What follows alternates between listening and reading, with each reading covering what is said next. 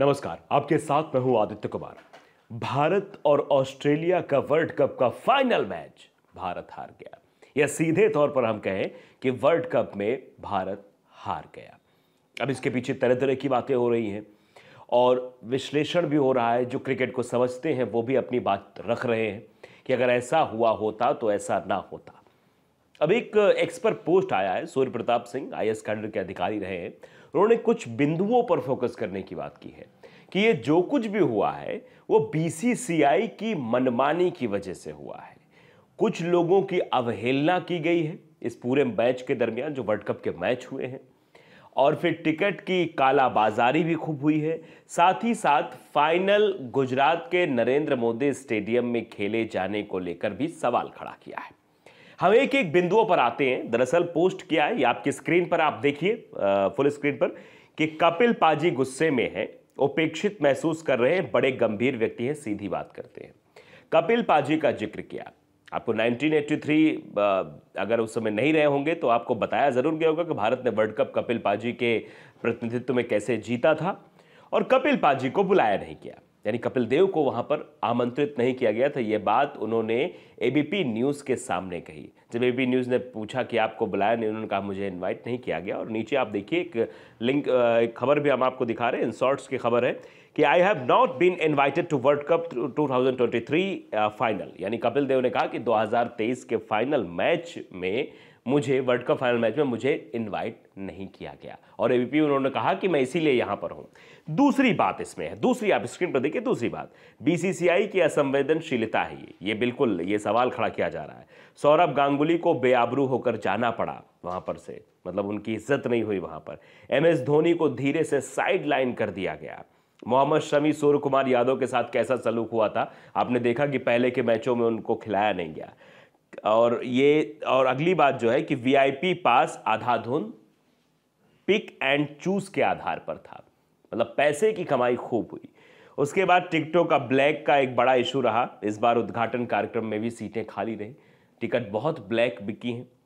और विशेषज्ञ ये कह रहे हैं, लास्ट में जो बात रखी कि विशेषज्ञ कह रहे हैं कि यही मैच अगर जानी समझी पिच पर होता तो शायद ये मैच भारत के फेवर में जाता, भारत जीत जाती है। मुंबई में होता या और कहीं होता, वानखेड़े में होता, तो कोलकाता के ईडन गार्डन में होता, तो शायद ये मैच जो है भारत के फेवर में जाता। आप देख रहे थे जब शुरुआती दौर में भारत खेल रहा था, तब ये कमेंटेटर भी कह रहे थे, जो लोग मैच देख रहे होंगे उस समय, कि ये पिच बहुत स्लो है, ये काली मिट्टी है, फलाना ढिमकाना, ऐसी बातें हो रही थी कि बहुत पिच स्लो है। और फिर जब ऑस्ट्रेलिया बैटिंग करने आई तो उसके लिए तो पिच कहीं से स्लो दिख ही नहीं रही थी। हर ओवर में एक ना एक बाउंड्री तो आ ही रही थी। जबकि हम लोगों ने कितनी मतलब हमारे प्लेयर्स ने रोहित शर्मा और विराट कोहली के आउट होने के बाद कितनी बाउंड्रीज देखी है, सब आप जानते हैं। आपने देखी कितनी, मारी कितनी गई है? सिर्फ 4 बाउंड्रीज 11 ओवर के बाद। तो ये दर्शाता है कि ये जो बात हो रही थी कि उस पिच की समझ भारतीय टीम को नहीं थी, और जैसे खेल रहे थे, जैसे कर रहे थे, वो सब चीजें भी निकलकर सामने। खैर, एक क्रिकेट है, अनिश्चितताओं का खेल, लेकिन सवाल यहां पर यह उठा कि यही मैच अगर वानखेड़े में होता, यही मैच अगर ईडन गार्डन में होता, तो इस मैच का लुत्फ और अच्छे से होता, शायद भारत जीत भी जाती। और फिर यहां पे एक सवाल लास्ट में कि ये जो है, लेकिन जिद है, ये सब कुछ जिद के कारण हुआ कि अहमदाबाद में ही तो ये मैच अहमदाबाद में हो ताकि पॉलिटिकल मार्केटिंग की जा सके। तो पॉलिटिकल मार्केटिंग के चलते ये मैच गड़बड़ा गया। आप जानते हैं कि पॉलिटिक्स की का आज ये है कि जहां अगर पॉलिटिक्स घुस गई वहां सत्यानाश समझो।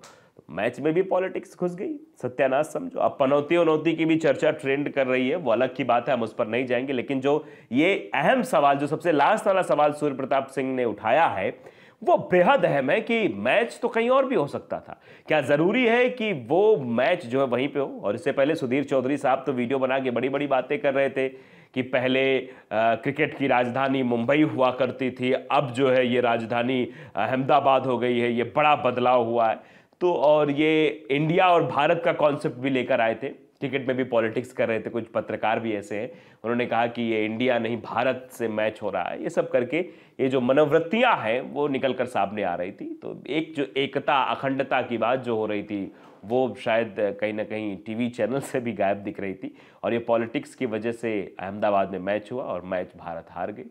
हार के कई सारे विश्लेषण हैं, कहते नहीं कि अगर आप जीत गए हैं तो आपको विनम्र रहना चाहिए, अगर हार गए हैं तो विश्लेषण होना चाहिए। तो विश्लेषण के आधार पर और कहाँ गलतियां हुई उनको सुधार के आधार पर आगे काम होगा। लेकिन फिलहाल ये चर्चा ज़रूर है कि आखिरकार अहमदाबाद में ही मैच क्यों हुआ। नमस्कार।